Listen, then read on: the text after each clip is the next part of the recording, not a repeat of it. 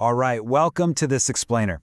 Today we are completely tearing down that comfortable, glossy facade of overnight success, and we're diving deep into the raw, unvarnished reality of what it actually takes to achieve your biggest goals.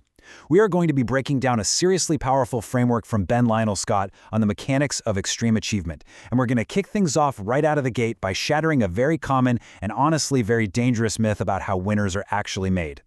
So, I wish there was a magic wand, but hard work is required. I mean, it sounds almost too simple, doesn't it? But everyone wishes success was just, well, magic. We all want the passion, the dream, the massive end result to just materialize out of thin air. But relying on that illusion is exactly what keeps so many people stuck merely wishing instead of actually executing. You want the rewards for sure, but human nature basically dictates that we naturally want to avoid the grueling work that actually produces those rewards. Let's look at this stark contrast between just wanting a reward versus actually doing the work for it. The math of success is brutally straightforward here. You simply cannot make millions of dollars or achieve whatever your personal equivalent of $1 million is if you don't make millions of sacrifices along the way. Everybody wants what you want. Everybody wants to take care of their family and be a champion. But when it is time to actually do what champions do, most people just back down. And that brings us to the functional definition of sacrifice. It isn't just about losing something, it's literally the mandatory entry fee for your next level of growth. It is the necessary giving up of your current comfort so you can reach those new gains. Sacrifice leads, and then the gains follow, period. The person you are right now, the exact habits you are holding on to today, simply cannot get you to that next level. You must physically kill that version of yourself. Okay, it's an intense metaphor, but honestly, it's a completely necessary one. There's that famous saying, right? Everybody wants to go to heaven, but no one wants to die. Well, if you want the life you're dreaming of, your current comfortable habits, your endless TV shows, your go-to excuses, that version of you has to be destroyed. You basically have to die 1,000 deaths just to level up. Think of it like this. If you want to shine brilliantly like a diamond, you have to be willing to endure the painful cuts. That means actively seeking out and absorbing constructive criticism. It means putting yourself through grueling professional development.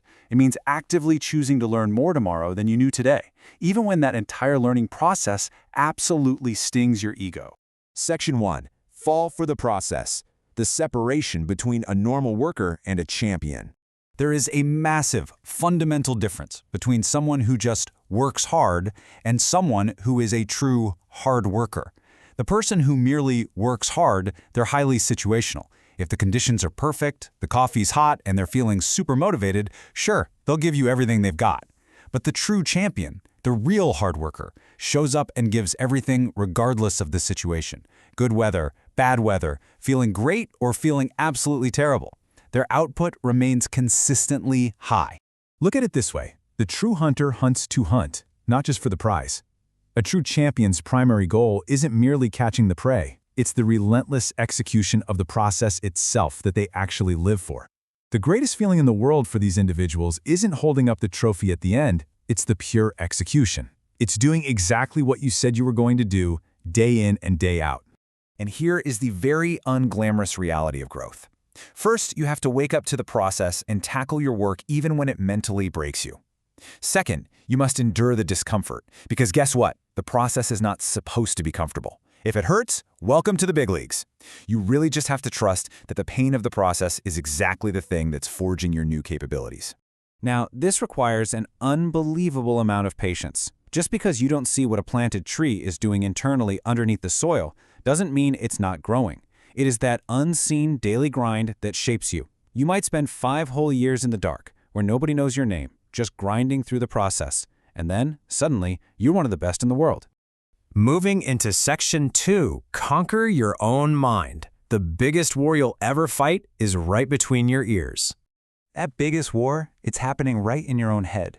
Your mind actually has a tactical advantage over you all the time. Why? Because it's intimately aware of exactly what you fear. It knows exactly where you do not want to go. So its natural evolutionary defense mechanism is to constantly guide you away from discomfort just to keep you safe.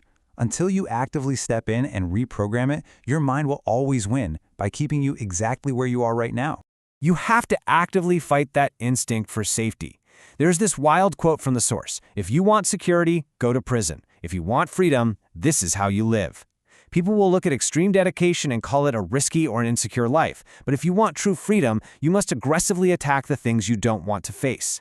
You must go to the dark side of who you are and purposefully push yourself through that suffering to find permanent peace. So how do we actually go about reprogramming our minds? Well, first, you demand more from yourself than anyone else could possibly expect. Second, you stop competing with other people and you start competing only with what you're personally capable of. Third, do things that make you uncomfortable consistently. If there's a tropical storm or it's 20 below zero out, you go run anyway. And finally, when you are completely exhausted and your brain is screaming, "I can't," you find that second wind and you fight back against your own thoughts. Section 3. Discipline over emotion. Habits are the true building blocks of our lives. I absolutely love this highly specific definition. Discipline is doing what you hate to do, but doing it like you love it. This right here is the ultimate separator between the greats and everyone else. It's the ability to commit to an activity with absolute intensity and focus, even when you absolutely despise doing it in that given moment.